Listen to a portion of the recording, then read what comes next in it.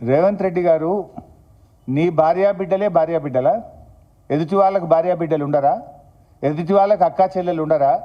ఎదుటి వాళ్ళ కుటుంబ సభ్యులు ఉండరా? నీ దాకా వస్తే కానీ నొప్పి తెలియదా నీకు? నువ్వు గతంలో కేసీఆర్ గారిని పట్టుకొని కాల్చిపారేయాలని మాట్లాడినావు, ప్రగతి భవన్ నువ్వు పేల్చివేయాలని మాట్లాడినావు. ఇక నీ నీ నీ బూతులు ఆ నోట్తో నేను చెప్పలేను, ఆ బూతులు మాట్లాడితే నా నాలుక ఖరాబ్ అవుతుంది. కానీ అంత పచ్చి బూతులు మాట్లాడినావు నువ్వు. కానీ నిన్నేమంటున్నావు? ఇట్లా అంటారా అట్లా. మరి అప్పుడు గతంలో నువ్వు అసలు బాడీ షేమింగ్కు బ్రాండ్ అంబాసిడర్ నువ్వు కదా.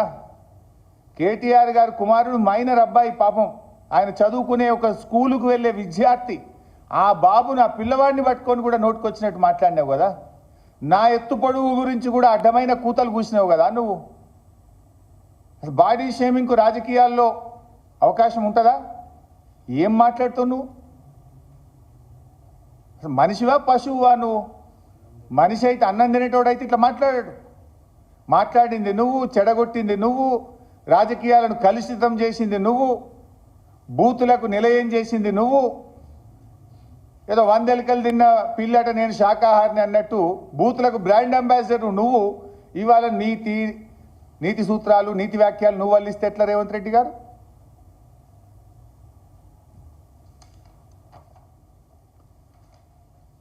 ఇకపోతే నిన్న రేవంత్ రెడ్డి గారు ఆయన మాట్లాడిన స్పీచు, ఆయన మాట్లాడినటువంటి విషయాలు అన్నీ కూడా అబద్ధాలు, అర్థసత్యాలు, అంతా వక్రీకరణ. నేను ఆయన మాట్లాడుతూ కృష్ణా నీళ్ళ గురించి మాట్లాడారు. కృష్ణా ప్రాజెక్టు విషయంలో కేసీఆర్ గారు ఏదో మహబూబ్ నగర్కి అన్యాయం చేసిండ్రని,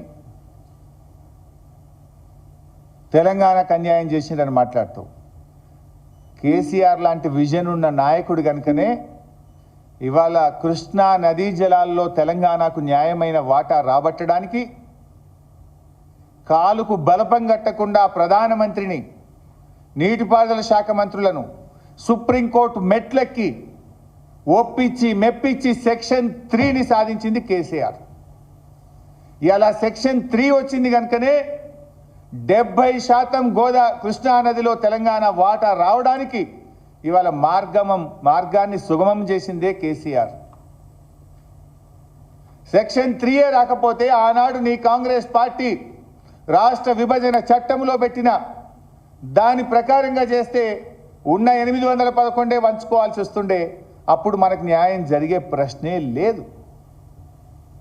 కానీ కేసీఆర్ గారు రాష్ట్రం ఏర్పడ్డ నెల రోజుల్లోనే స్వయంగా ఢిల్లీకి వెళ్ళి మాకు ట్రిబ్యునల్ కాన్స్టిట్యూట్ చేయండి, నదీ పరివాహక ప్రాంతం ఆధారంగా కృష్ణా నదీ జలాలను పునః పంపిణీ చేయాలి, 2 రాష్ట్రాల మధ్య పరివాహక ప్రాంతం ఆధారంగా పంచాలనే పోరాటాన్ని రాష్ట్రం ఏర్పడ్డ మొదటి నెలలో ప్రారంభించింది కేసీఆర్. దాన్ని సాధించింది కేసీఆర్. ఈ చిల్లర ముఖ్యమంత్రి ఏం మాట్లాడుతుండు?